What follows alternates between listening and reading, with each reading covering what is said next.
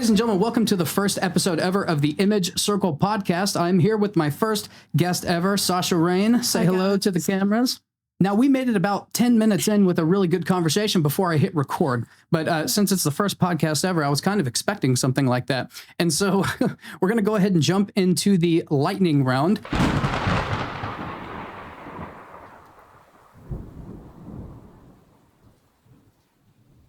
And so question number one, full-time, part-time, or hobbyist? I am part-time. Do you want that to change in the future? I do. You want to go pro? I do, yes. Nice. What genres do you or do you not shoot? Everything but super like risky kind of thing. Your guilty pleasure shoot? Swimwear. Swimwear? Yep, absolutely. How often do you actually get to do that? Normally I don't do it as much, but I'm getting into it a lot more because I do want to do Sports Illustrated. So it's so hard in Kansas, right? Because it's like it really is. Weather calls for beautiful sun, and then there's like tornadoes. Right. I know. Nice tornado in the background, but you know. That would be one of my dream shoots. A tornado? Yeah. I'm not good enough at reading weather to actually get out there and catch one. I've never caught one before. I also kind of don't want to die. Right. Main goal. Main goal for shoots. What is your what's your dream shoot? A really big magazine or Sports Illustrated. I got you. What do you think your greatest strength is in modeling? My mindset and my willpower. Pretty confident? Yeah. In front of the camera? Yes. That's actually really, really hard to find, especially in this area, because generally everybody is kind of on the hobbyist side, and that's kind of where they're happy. Mm-hmm. And so it's hard to find people that are just like, boom, like ready to go, you know? Yeah. I do. It's because I do a lot of paid work, and I'm very specific as to what I want done, what I want to wear. Got someone who knows their business over here. Yeah.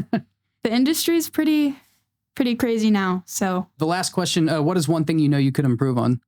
Posing. And that seems to be pretty consistent with everybody. Yeah. Photographers included. Photographers don't know how to pose as well. That's really the difference between a very, very good wedding photographer and then like somebody like me who doesn't charge nearly as much for weddings as a extremely good one. I have to reference poses, and really, really good wedding photographers just know the poses. There's candid versus click, click, boom. Sure. You know? So yeah, weddings take so long for me because I have to really think about that. I just don't do them a lot, and I never want to do one again. Like what cute moment could I photograph like for this? Like, yeah. Because obviously that's a ton of pictures. What I'm really, really good at is I'm good at the portrait side of things. For sure. And I'm really, really good at the finding the things that nobody thought they wanted, but they actually do want. So like the close-up macro shot of the rings and the decorations and stuff you wouldn't normally think about. That just, it makes your entire wedding portfolio. I love the pictures that like don't even have me in it, or it just has like my bracelet. Yeah. Just even that to break up like if you post it, it's to break it up. Yeah. So you have like the cliches, and then you have the little kind of outside of the box kind of deals, you know? Okay. So what made you, first of all, how long have you been modeling for? About a year. Took a break for 3-5 months after a pretty bad experience with. We're going to get into that because that's in line with like the main topic of the day. We're definitely going to get into that creeps with cameras. How did you first start? Was it just something that you wanted to do, or did you have somebody that you saw? I actually, for my first shoot, because I know that I didn't get paid like my first shoot. You know him, I believe. The first person I ever worked with was Brandon Tippy. Mm-hmm. So I've seen the name. I've never actually met him in person. Right. I saw him like in the comments about like what the podcast was going to be about and stuff like that. But he actually like gave me a lot of confidence, and I saw the photos come out, and I was like, oh, maybe I could do it. And then the first magazine I got published in, I was like, oh, they want to see me on camera. Full start. Let's go and make a career out of it. So that's actually kind of crazy that it happened so quick. I don't know. But at the same time, in this area, like I asked you earlier, like you said you're part-time, but you would like that to change into like more of a full-time thing. I want to travel. Yeah, that's I don't know if a lot of people in this area actually have that ambition. I think they're totally happy just having fun and kind of going out and building a portfolio. And, you know, that's why the TFP is so popular in this area. And I don't really do much of like the TFP. I would rather, it's like, what do you need? And if you're willing to like jump onto like one of my projects, Right. I will shoot your project if you shoot my project. Right. And It's you know, teamwork. It really is. It's not even just I pay you, you come. It's like, no, you want to have a genuine like conversation. You want to have a genuine like connection with your photographer, like know who they are, like what they're all about. yeah, for sure. Going to shoot with them. Yeah, I feel that.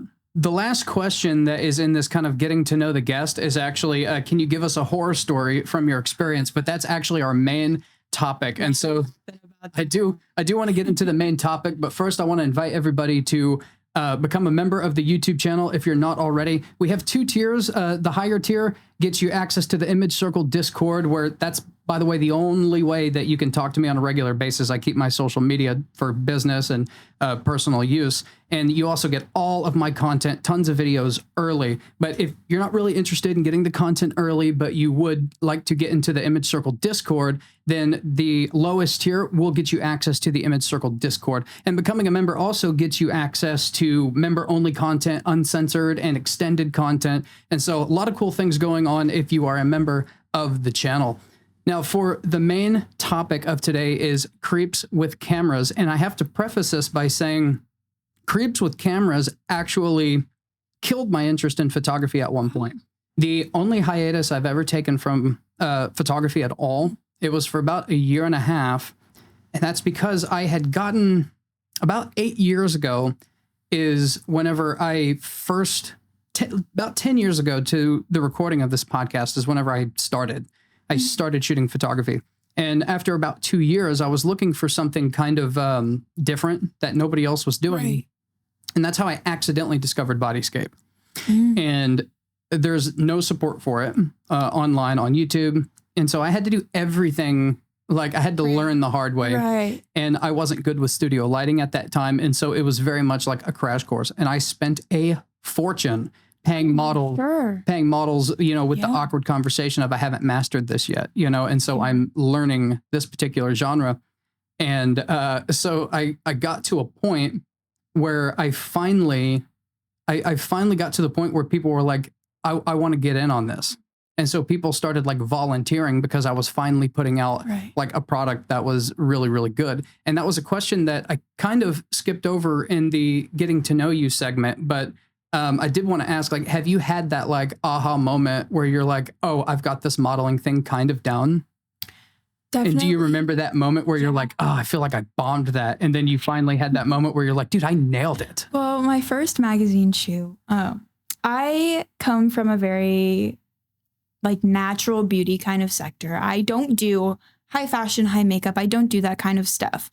And due to that, I was very like not confident in the fact that people are gonna want to see my photo shoots because I don't do all the editing, the high makeup and high fashion. So the first magazine I did, they were like, we don't want you to put any makeup on. We want you to wear a really plain outfit. And it got published the next day. And I was like, so I don't need all the other assets that some models feel like they need. Mm-hmm. So in that, it opened up a lot of confidence for me, which helped me grow a lot within my modeling. I imagine that it would create some confidence, like be like, yeah, we don't need you to do anything extra. Yeah. You know, it's totally fine the way it is. And then like honestly, now I can with the introduction of like AI techniques, but like back in the day, I wouldn't have even been able to prepare somebody's face for it to be published the next day because, you know, there's something called frequency separation, which is how you get the really super clear, soft skin that you generally see in fashion magazines. And that takes forever, absolutely forever. I mean, you're talking like 40 minutes per image, you know, it's gotten better now with, you know, the Luminar Neo sponsors my YouTube channel and I got to give them a shout out every once in a while, even though they need to fix some things. But yeah, in general, yeah, that's I imagine that would make you feel like really good to get an opportunity where it's like, we don't need you to do anything. Yeah. You know, you don't have to have like a special connection, like a bring your own makeup artist kind of thing. Never had one. Never had one. No. I'm actually having one on the podcast a few episodes down the road. It's the only one that I know that works in Wichita. I want to get into more of the high fashion, like high glam shoots just because that is what bigger magazines want. But for now, it's more of just confidence building. Sure. So I can get out of my comfort zone for once. So creeps with cameras, like tell me like a story that happened that like the photographer was a creep with the camera. Okay, so actually I didn't know like exactly what the issue was until after the shoot. I'm on a crusade against these people. I'm very vocal about models actually informing other models of this because they have been such a problem. The photos are on my page, and I've only worked with him once because while we were shooting, I also heard a lot more things about him, which I'll get to after. But he's the one who I found out he had cameras in his dressing room.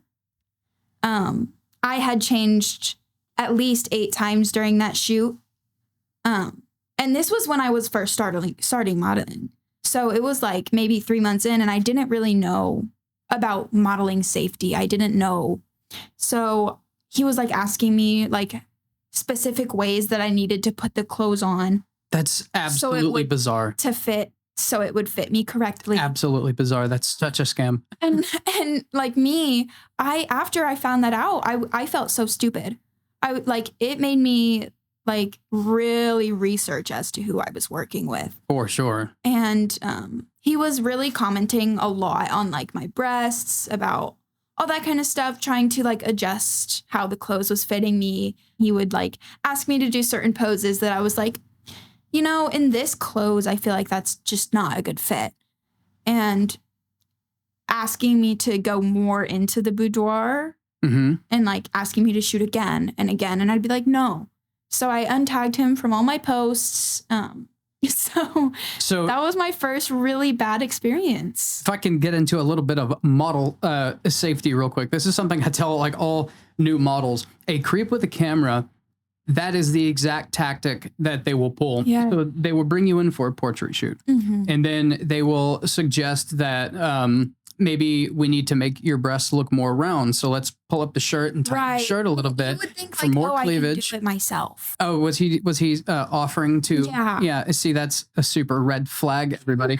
And so they'll bring you in for something like a portrait, right, or something like a boudoir, something that's not necessarily risque to my standards, but.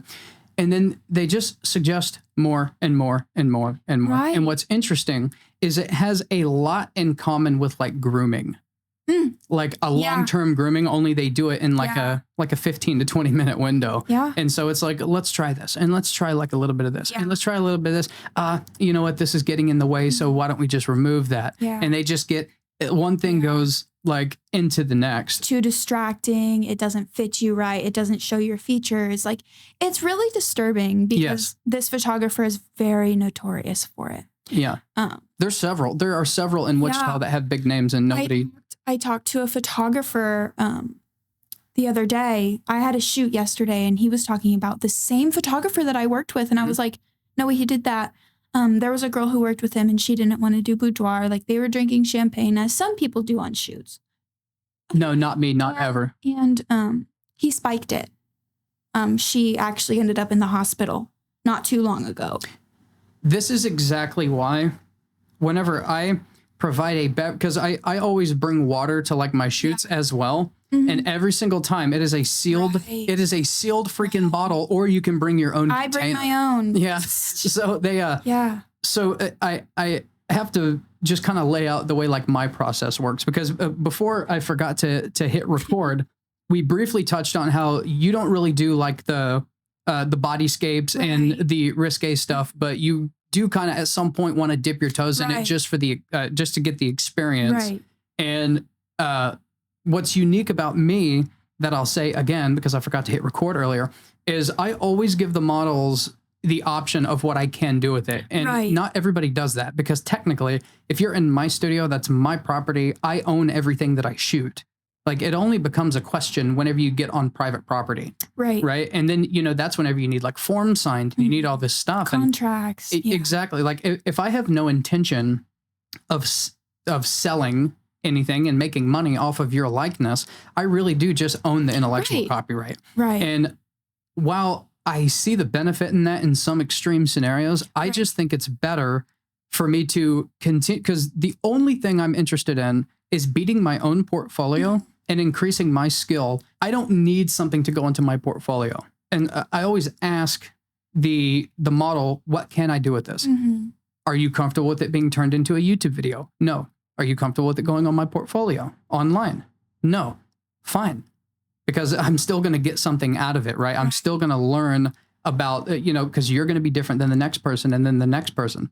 And also, whenever I get into the studio, every single model always gets the same spiel before we do any kind of nude work. Now in Bodyscape, there's no likeness. And so it's not like anybody can see it and be like, oh, that's Sasha, or that's Tiffany, or that's Dave or Dale or whoever. They can't tell.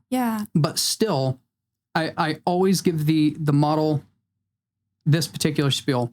Say, you are in 100% control of this shoot, and you have the right to change your mind or decide this isn't for you at any point. If that is the case, then you let me know, and I will format the card in front of you, and I will delete the entire shoot, because if you change your mind, you should have the right to feel comfortable knowing I'm not going to take it home and do anything with it. And also, I let the models know that if I cross any lines, if I say or do anything that makes you uncomfortable, you're going to go on social media and you're going to tell everybody. You're going to name drop me. I want to be held to that standard, and I'm able to offer you the destruction of my career because I know I'm not going to fuck up. Because you know what you've offered. They know what they heard, and Yeah, that's exactly right. I care a lot more about my reputation than saying, well, sorry, I own the photos, and just because you change your mind, we already have 10 photos. It's like, I really don't care. I want you to say, I'm not comfortable with this right now. Maybe in the future, whenever I'm feeling more confident, and then you'll come back to me first. Because at the end of the day, you may change your mind, but you're still going to know by seeing and being a part of my process for any amount of time that it's going to be more professional than the next guy. And I have to do that as like a male photographer. It's a hard gig. It's a hard gig being like specializing in and I don't consider the work I do like risque. I consider like kink and stuff like that kind of risque. I'm not really interested in that kind of stuff. But like, as far as like the boudoir. But yours is so like, it's more elegant. I appreciate that. Like classy more than like trashy, as some might call it. Yeah. It's, in fact, as far as creeps with cameras go, I was really shocked that there weren't as many popping up in like 2020 whenever OnlyFans exploded, right? There's because so many. And see, that was a weird time too, because I had a lot of people came to me because they'd done bodyscapes in the past, and I had to come up with like new rules saying you're not allowed to attach my name to this at all. And instead of navigating this, I own them, but you have the right to like to change your mind. It was like, I don't own these at all. You own these. And if you drop my name, like I'll take you to court.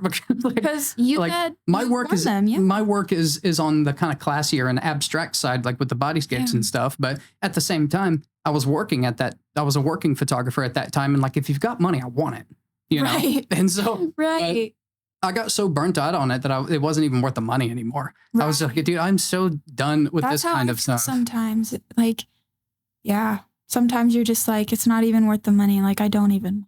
Yeah, it's just not like I got so burnt out on it. And I was like, dude, I would kill to just do a collarbone photo shoot right now. I would literally just a collarbone. I would shoot the back of somebody's knee right now. No, you know? Sometimes it's just like, I just need to shoot in a pair of sunglasses. Like, that's all I want.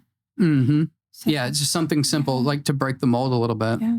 Kind of touching back on how the creeps with the cameras like destroyed like me shooting photography for like a year and a half. The hiatus was a year and a half, but I didn't shoot. I had just gotten good at bodyscapes to the point where people wanted to be involved with it. Right.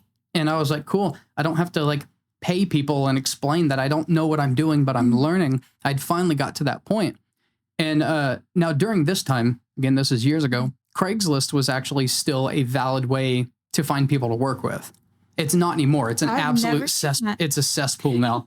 It is terrible. Even if it looks legit, it could be like a setup for they murder. Could murder you. It was just absolutely filthy with people that, I mean, they were admitting like, I'm just a regular guy with a simple camera that likes to take photos, and people were actually like going out and like, there were so many like creeps with cameras that it actually destroyed the market of people that were willing to do bodyscapes. And I can't even blame the model. Like if you've got burned and scared away from this, like you'll never get the opportunity to like work with somebody who cares a lot about my work and like I want to continue doing my work. And so I have to care about my reputation. And that's why like my process is so like I step out of the room, you know, and it's like you can go ahead and disrobe. And then at my studio, knock on the door whenever you're ready. I'll give you 5 seconds to get in front of the light. And then I come in. Yeah, we're not assisting you in undressing or anything like that. It's so weird. All of the terminology is like medical terminology.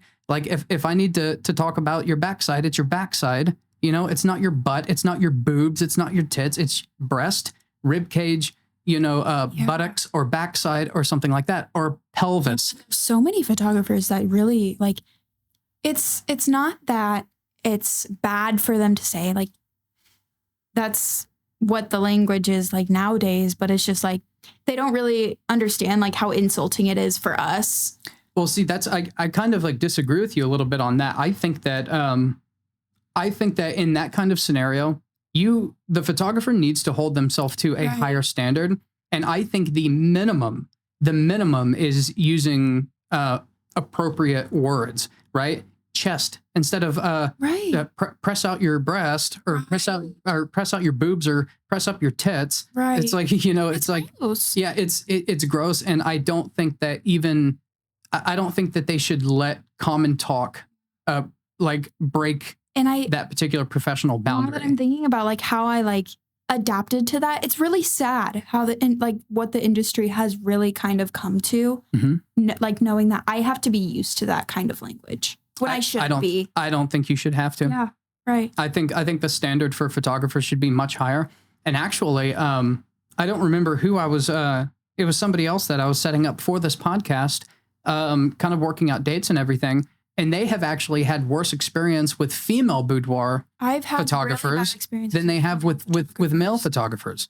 And that's absolutely terrible. And by the way, this is kind of off subject, not necessarily on the creeps with camera side, but I have seen that female photographers they're way more likely to take advantage price-wise of boudoir shoots. It is outrageous. There's somebody in Kansas City who often travels to this area, and they do $4,000 boudoir sessions. Dang. Now, I've run the numbers, okay? If I'm going to do a shoot, I'm a $75 an hour photographer if you can convince me to do a job for you. There is no way, and I did the research. I reached out to makeup artists. I looked into clothing, and I looked into all this, and there's no way that I can justify a $4,000 boudoir session with hair and makeup and clothing and location included. Like if you go to a boudoir studio and they have everything set up, I can't justify, no matter how I run the numbers, I can't justify $4,000. I can barely justify $1,000. I've never paid for a shoot. For people who aren't models and just like taking pictures, obviously it's rightful for them to pay for the photographer's time, but in my line of work, it's not my job to pay for shoots if it's not going to benefit me. Sure. So yeah, absolutely. Like your time is valuable. Yeah, and again, it's valuable. A business. Whether that's I make money, you want to make money. It's the economy. All of us want to be a part of it. I'm definitely like an advocate of and we kind of got off subject again, but that's what I wanted to happen with this podcast is just to kind of let it, to just kind of let it go where it's going to go.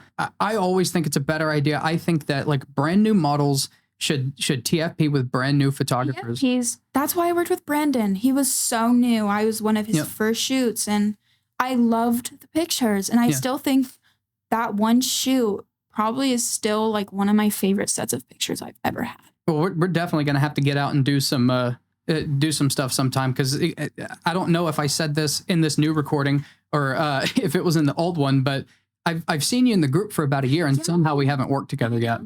Whether it's scheduling issues or whether it's the fact that you don't do the bodyscape, and that's what I do like 90% of the time. I'm not worried about necessarily the shoot itself. It's just my scheduling. Yeah, well, I mean, you're a busy model with ambitions of of going pro. And so, of course. But there is really, like, back on the topic of you making sure your models are comfortable. There was a topic that I was thinking about along with that.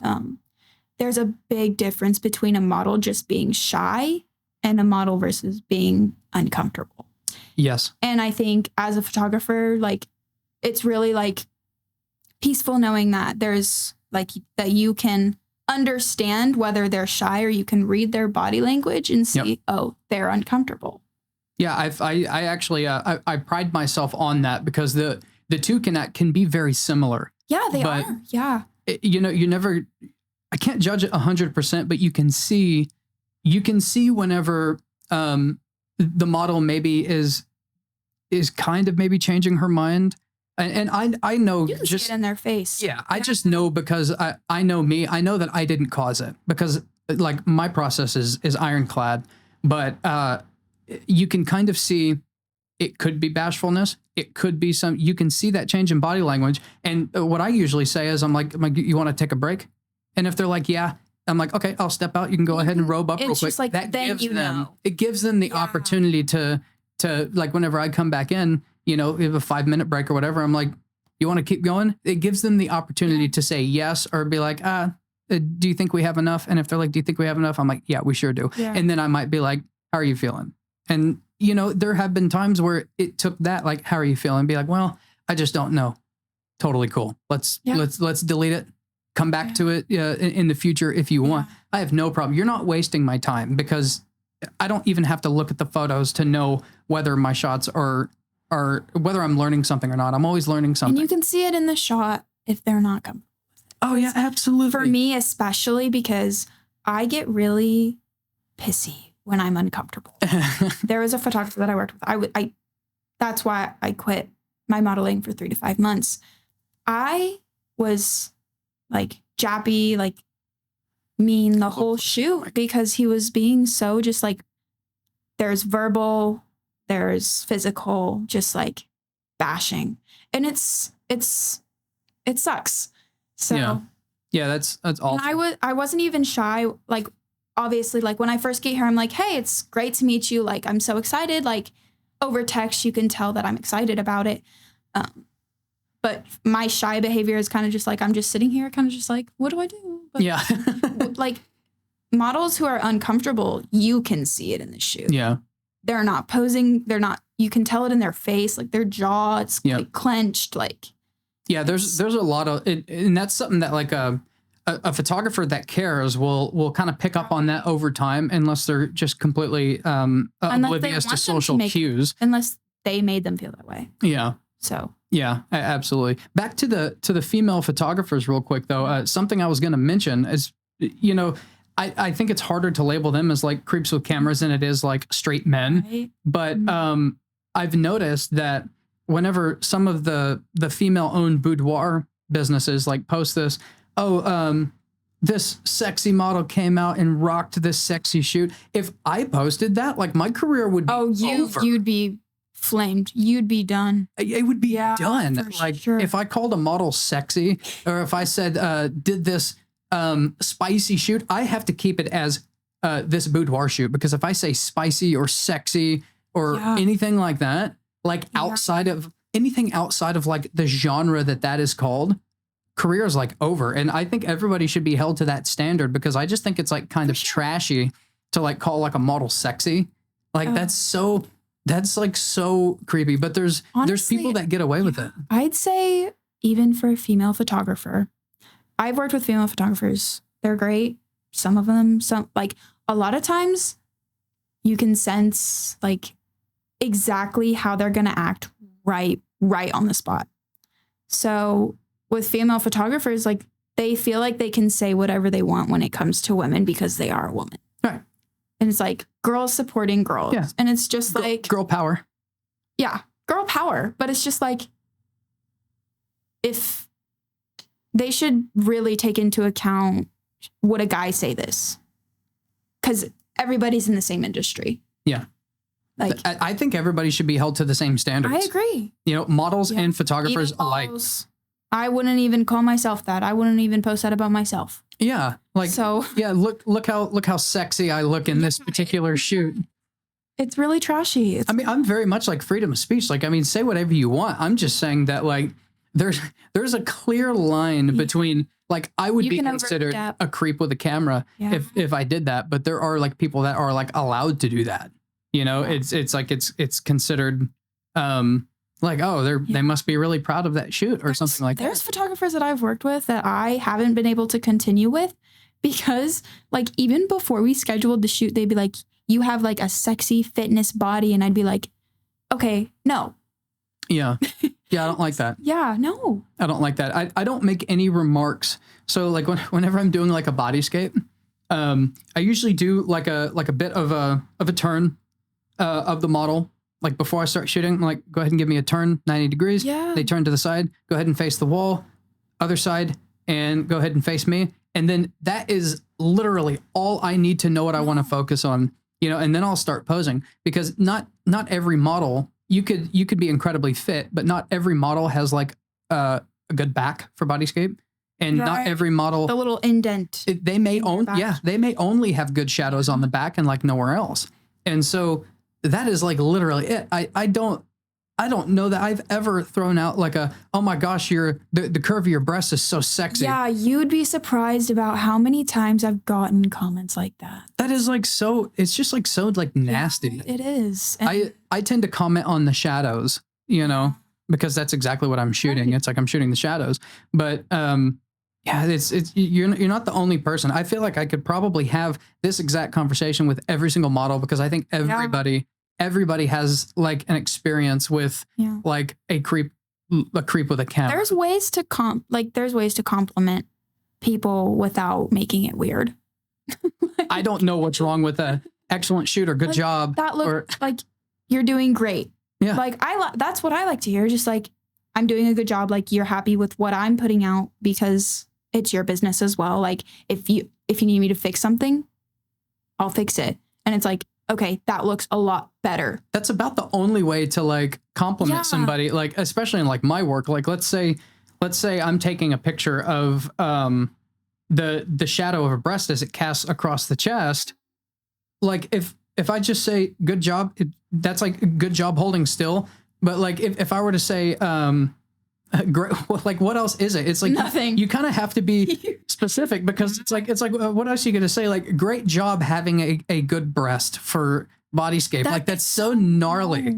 That's so it's so like wrong. Rancid. It's so bad. I have seen it. I have seen it in clothed shoots. Yeah. Like at group meetups. Be like sexy. I'm like no. I'm like no, it's not. No, it's not. And so at that point, like at the group meetups and stuff, I usually just end up, I'm like, who wants to go over here and shoot with me? Because I don't even like associating with photographers that have that kind of speak. Because if we're in a group and we're shooting and you're talking like that, then it's just like, I can't even blame somebody for saying that group of male photographers is just like gnarly. Like they're just nasty. They're such creeps. In person, I went to an event for just like a couple models. There was like a lot of us. It was like kind of just like meeting photographers, like photographers who aren't super well known that want to get into the industry, meeting fashion designers.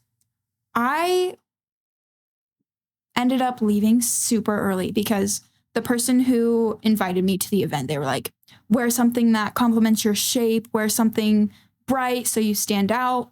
And I was like, okay, I get it. I want to have attention on me. I want to be able to be noticed. So I wore whatever I wore. And when I was there, I got a lot of gross comments. I just can't believe the gall of some people. Like to me, it is kind of humorous that it's like, how are you so trash that you got a comment that was literally like, your dress could probably be shorter. You'd probably get a lot more of the photographer's attention. And a model told me that. And I was like, that is not the new way. Topic. Like, that is creeps with posing ability. It's one of the other topics we could have talked about models don't want to learn the correct way. Oh yeah. That was one of the, right. We talked about that whenever I sent you a list of things that we could talk about. It's people don't want to learn correctly. I'm having that conversation with, whenever I wrote out the list of topics that we could have, there were some that were obviously geared towards photographers and some that are geared towards models. And that one I labeled as a photographer and model. And so that's a conversation I want to have with a model at some point on this show. Yeah. And there's, to me, there's something like models not only like learning as in how to pose, but there's a particular how to research, especially like there's a speak that needs to, like, first of all, models need to support each other a lot more than they do. Like I'm a big advocate of, like, seriously, put them on blast. Like I've heard stories of like, I did a shoot with so-and-so the other day, and these are like people like with names, and you know, they're working with people all the time, but with some people, they cross that professional barrier. I'm like, put that dude on blast. Well, also, it's just like, I do fully believe that since all of us are in the same industry, maybe you don't support the type of modeling that they do. Yeah. But they like it. Okay, great. Support them. Yeah, sure. Like, and maybe some models like working with the creeps. Maybe they're a bit of a freak themselves and they like working with the other freaks. So go for it. But like, right, but it's not my thing. But you do you. You look beautiful. You know? I'm never going to say, like, obviously there's I've been dragged multiple times. It happens. Mm-hmm. Not everybody is as gracious and has humility as a model. Like, I'm a very grateful person when it comes to working with photographers. It's like, there's some models that I've talked to, they're like, oh, this photographer, like, I don't like their work because they didn't do this. And it's just like, okay, but I liked my work, and you kind of just dragged like that whole shoot down for me. Like, right. It made me feel bad about it. Right. Like, you look beautiful. You kind of got in my way from the background. You know, from behind me, you kind of got in the way. Yeah. Everybody else's opinions, like my boyfriend, I'm so gracious that he's able to tell me, like, you're doing great. So now that you've been like modeling for a little bit, like, what are some, like, I'll lay out like some red flags that I am like aware of, but like, what are some, like, just for like all the models that are out there, like, what are some red flags that like maybe you didn't used to identify, but like you definitely like can identify now? Normally people would be weirded out just by like physical interactions with the photographer. I have learned that verbal, like, jabs hurt a lot more. They make you feel so much worse. That's why I quit modeling from one shoot, from a few. Oh, so the photographer was like taking jabs at you, saying you could be skinnier. Your face could be like, you could slim out your face. You could do this. You could get Botox. I'm trying to like not swear as much on this podcast, but like, fuck that person. No, it's so horrible for your mental health. As somebody who struggles with bipolar, whenever you get told things like that, right on the get-go, right when you get to the shoot, like, I was sitting there just like, what?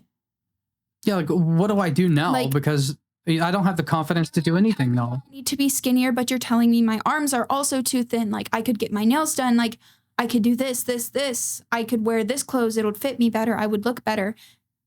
Thanks for coming out, you awkward freak. Are you ready to like get to work? Like, giving me pamphlets for like estheticians. Like, oh my God, who is this photographer? It doesn't have to go live. I don't remember the name. But I will send you a professional. I wouldn't call it a professional, but definitely like on the media. And I quit for 3 to 5 months because I actually developed, like, before that, a couple years before that, I struggled with an eating disorder. Right. So whenever you tell somebody like that they need to be skinnier, relapse right away. And for those 3 to 5 months, I was struggling so bad, and I'm still recovering from that. Like, I'm still struggling with it. That's not even like a creep with a camera. That's just an asshole. And it's just like, you just like tore my whole career down for that. Absolutely because disgusting. You're going to tell me that. And I sat there like, I'm so glad that, again, my boyfriend comes with me to all my shoots now, most of them. And he really helps my confidence when it comes to that kind of stuff, because he knows what I struggle with. Yeah. So a lot of my photographers that I work with the same set of photographers Yeah, because I research so much and I'm so sensitive to that now. Already been vetted, or you already know that it's going to be a good experience. They know what to say to me. They know how like sensitive I am to those kind of like, you need to like suck your stomach in, blah, blah, blah, blah, blah. And it's just like, when you get backhanded compliments, like models should really realize like what is respectful and what's not. Like whenever it's like, you know, I'm so glad that now that like modeling is so like diverse, they're like including all body types. Mm-hmm. It's like, what kind of jab is that? Like, what are you trying to tell me? A lot of advice I have just like for models is that like, be confident. Don't care what other people think. Really don't. You got to know your worth, and you can't, you know, I would tell models, like if you have somebody that comes up and be like, well, you could be a little bit skinnier. Are you seriously, give them a middle finger. No, be like, literally. I don't have to be here. Like, I don't see you on the front page. Yeah. Do I? No. I have a theory, and before I lay it out, I want to get like a genuine answer. So that photographer that was like taking jabs at you, did the pictures he took, did they look good or were they not good? I actually didn't end up posting them because of the things he said. That's how I felt. But you saw the images though. How were the images? Now were they good? Now looking back at them, I believe that they were good. And obviously I looked different in those pictures than I do now because I'd be very interested in like in seeing these, because I mean, yeah, of course, you know, it's all like subjective, but from an educator standpoint, I may have like a different opinion on what I think is good. The reason I ask is because I've seen what is really consistent with like photographers that put down models, or photographers that constantly think they're better than everybody else. They actually can't produce work that's on par or better.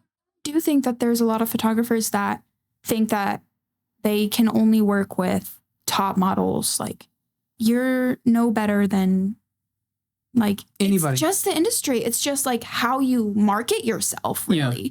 Like, you could get followers, you could get all sorts of media depending on how you put yourself out there and being open-minded to who you work with. Obviously, do your research. Obviously, understand who you're working with. But if there's bad stuff that you already hear about them and there's nothing good, why would you do that? I say like I'm on a crusade. I was on a crusade for like a long time, but now like I'm encouraging models, because it's not necessarily, I'm kind of stuck because I feel like it's in my own interest to make sure that these people at the very least don't do the kind of work that I do, that they don't do the nude work, because you're going to ruin a potential shoot for me when somebody inevitably loses trust in modeling at all. And you would be surprised how many people I've shot that are like, this is their first shoot, but they have a level of confidence. Yeah. Like, I need to be your first photographer, because like, you're blindly confident, and that's great. That's something to be proud of. But there are plenty of people out there that you're going to go, the work is going to suck. The experience is going to be terrible and creepy. And we kind of talked a little bit about marketing yourself. A perfect example, there was this Hollywood photographer, and I can't remember his name, but he was huge. I mean, for decades. And I mean, he did like the Kardashians. And by the way, his work was awful. It was really, yes, it was awful. It was done in like his apartment studio, and you could see like the baseboards were crooked, and so it wasn't even like his horizons were off, and it looked like he had a camera with an on-camera flash, which my photographers will know that on-camera flash is the most unpleasing flash you can possibly get. So bad. It's so gross. It looks like a disposable camera with that flash built in, and that was like his style. Right. And it was influenced by the punk rock days. The punk rock days, they were using disposable cameras with that disgusting flash. And he was, for years, it's like, oh, if you were anybody, he took pictures for you. And his pictures got into magazines, and they were terrible. And he was sexually assaulting women the entire time. The celebrities. And this is an ugly, gangly, nasty. He looks like a creep with the camera. His work sucked, but he marketed himself so well. I've heard there was a photographer, I'll mention his name. He said it was fine. I already asked him, but Dr. P.E. Berg, Dr. Berg, he is my magazine like publisher. He had talked to me about a photographer and a model. I know this model super well. I love her, but she does like a lot of bodyscape stuff. There was actually a photographer. She still works with him. I think she's just kind of stuck.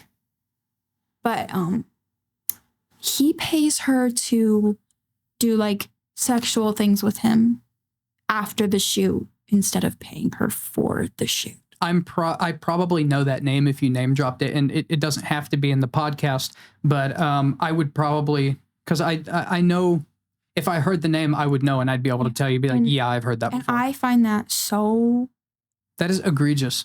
Like it's egregious. And I know of one other photographer that there's at least one instance where he was like, yeah, if I give you a little bit of money, can I do this with you? And it wasn't like having sex or anything like that, but it was gropey and shit like that. I'm like, there's absolutely there's no room for it. Like you have no idea. Your 15 minutes of whatever you're trying to get out of that model is not worth what you're doing to the industry and you're doing to people like me. Yeah. Right now I'm also just kind of on a rampage as to advocating for mental health. Yeah. Since coming back to modeling. Sure.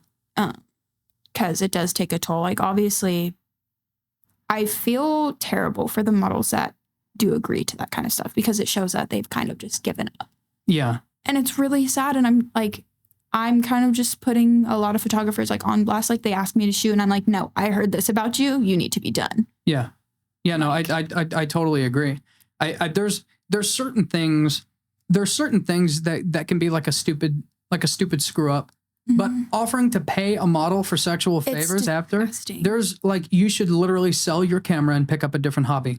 Actually, go on Feet Finder or something. Like, what do I mean? Feet Finder. Whatever you're into. I have a particular photographer. I won't say names, but I was, I guess, kind of quasi mentoring, and this photographer wanted to get in on some of my bodyscapes, and I said, no, you're not ready for that yet, because anytime you have a nude model, the last thing you can be professional, but it is a bad look for you to be fumbling through your camera and trying to get everything right. And like, oh, why is it telling me this? And then you have to go through your menus and your model is sitting there like nude, like what is going on? It looks like you don't know what you're doing. And you really need to like master your camera before you actually do something like that.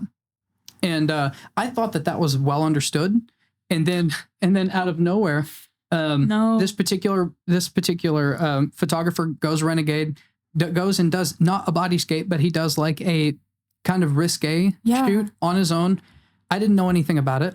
You know, I had no idea. He went and did his thing. And I found out whenever he called me and he was like, he was all sad because he had asked the model out on a date afterwards. And I came unglued on him. And I told him, I said, you should sell your camera. You should never shoot again. And I called that model, and she was she was somebody that I trained bodyscape on. Like, you know, we'd been shooting for a while, and I called her. I'm like, hey, you know, I just heard this. Like, I'm so sorry. Like, if he name dropped me, I don't have anything to do with that. You know, I told him, no, you're not ready, that kind of thing. And he did it anyway. And she was like, hey, you know, don't worry about it. I don't blame you. She was like, I would just like to get the pictures. And I was like, he screwed up twice. One, you don't ask your models out. And two, you mess up. What does it look like if you don't? Now, it turns out, even if they're not edited, like, I always you better deliver something. I always make sure that I get the raw pictures back the day after. If it's not going to happen, I don't deliver raw images myself personally. I only deliver edited, but editing is fine. It's your time, the amount of time that you're willing to spend. Yeah. For me, I want to get an idea as to, because I have an algorithm on my social media. When it comes to posting, I want to know when I can post, what dates I need to, like, what times I need to post. And a lot of it comes with like getting the raw images back, because I like raw images more than edited. I don't like looking at myself edited because it makes me feel bad, you know? Oh, really? Yeah. Well, the reason I don't deliver raw images is because now, and I would imagine that there probably aren't photographers that are giving you a true raw. They're probably just doing a very minor color adjustment because raw images are really gray and adjustments bland. are great, but if you adjust my skin, you're talking about like a simple, a simple like adjusted kind of basic kind of photo. You're making me look better when I'm confident in how I already look. Sure. So it just is kind of just like, oh. You like minor adjustment. Yeah. I crank those out pretty quick, and then after I have like a proof of concept, like here's 10 images or whatever that we did, I can get those out really quick, and then I put the time into doing my actual style. And if I'm gonna edit, the only edit I'll do if I want to look better in the picture, make it black and white. Boom. Oh, I love black and white. I do too. I'm trying to kind of stray away from it because I've done it so many times. Right. You're like kind of going back to this particular guy. He I told him to like sell his camera, and so he screwed up twice. One, he asked the model out. Two, he didn't deliver any images. Now, the reason he didn't deliver any images is because, like I told him, he wasn't ready and he was embarrassed by how bad they were. But gross. Here's the problem. What do you think that looks like? That looks like you asked her out, she said no, and so fine, I'm not going to give you any pictures from this risque shoot we just did. That's gross. Terrible. And terrible. He probably, not to assume, but he probably kept them for himself. Probably. I don't imagine. Yeah. I don't imagine he probably got rid of. He asked her on a date, so obviously. Yeah, I have a very simple rule, and that rule is, and it does make like dating like really hard. Right? Yeah. Because my rule is if we've ever done any kind of nude work together, you're off the table, period. Can't date, nothing romantic. I never take models to dinner. I never take them for drinks. I don't buy anything for you except the water. Or if we're meeting for the first time, if you want to meet me first before we do a nude shoot, we can go to a coffee shop and we can discuss business. But I am not buying you food. I'm not buying you dinner. No. Bond outside period. Business. Period. And I have worked with so many models that have like bonds with their photographers, and I'm like, no. Yeah, over time I have developed like a good rapport with some models, but like I don't hang out with them. We don't go to the movies. We don't do anything like that. We don't go for drinks. Yeah, I totally understand having a conversation about what you want to do next. Mm-hmm. I totally understand talking during the shoot. I totally understand like being there like 15 minutes early to discuss. There should be no, we should go do this sometime, like to get to know you better as a model. No. I really don't. I've become, I guess, quote unquote, friends with probably just one model in the entire industry, Crystal. But we still to this day, we've never like hung out just to hang out. The only time we spend any time together is when we're shooting. Yeah. And that is the way that I prefer it. And if you're friends and you just want to shoot, that work, it's fine. Yeah. But I could still like, because I have done nude work with her, she would never, ever. It is against my personal rules. Can't date you, can't do anything, can't be romantically. The only time those two ever cross is if I'm dating somebody and I'm in a relationship with somebody and they get a wild hair that they want to be like, let's do a shoot. Okay, we've been dating for like ever. Well, but if I've photographed you first, instantly off the table. And that does make dating hard because like I can go out to dinner with somebody unrelated to photography. And they'll be like, so what kind of photography do you do? And I'm like, I'm sure that makes it really and so, hard. Like I have to have this conversation and they're like, oh, I've always wanted to do that. Crap. Now I have to have this conversation and be like, well, I have this rule, I can't do a photo shoot with somebody and then pursue anything kind of steady or romantic. Yeah. And they always opt for, because there's plenty of fish in the sea. They're like, well, I would rather do the photo shoot. And I'm just, okay, right. Yes. But even like as a model, like I know I'm young, but dating life, it is hard. Yeah. Because like they're like, oh, like other like male photographers like get to see you. Like it's like all like, especially for somebody who like photographs other women in bodyscape, I'm sure like it causes a lot of like probably jealousy issues, which is why like it's a personal commitment as well as a business commitment. Yeah. So I totally understand that. It's hard to get people to understand that aren't in the industry, but I'm so inherently opposed to dating people in the industry. You know, I don't want to date the models. I would rather work with them. And if I work with them, then I cannot date them. That is my thing. But they're the only ones, them and photographers are the only ones that like understand, right? Like people on the outside don't understand. They can't possibly rationalize how somebody like me can go into the studio and not have nudity has zero effect. It has zero effect on me. Yeah. Like zero. That sounds like a lie. You know, I know, but because, I get it. I do. Yeah. Most men are disgusting. And actually, it come to find out based on this conversation, probably most male photographers don't really lean. They probably lean a little on the creepy side, you know? So it's kind of a, I mean, what do you do? You know, I can't date in the industry, and ideally I would date a photographer because they understand the schedule and the doing the things and things like that. But and that's where our commonalities lie, is in the industry. But I'm so opposed to dating within the industry, you know? So I guess my model cam is kind of starting to overheat. So that's probably a pretty good place to wrap this up. But you and I definitely need to work together sometime. We don't have to go public with it or whatever, but we definitely need to work together in whatever genre you want. Let the people know where they can find you. All right. You can find me probably on Instagram. It's the easiest place. Sasha Joe 575. All my other social media is linked in my bio. Go buy Los Angeles Fashion Week tickets, also in my bio. All of that will be in the description below. I appreciate everybody watching the first episode ever of the Image Circle Podcast. I'm ZWade, the ZWade, and ZWade Photo. Stay sharp, YouTube.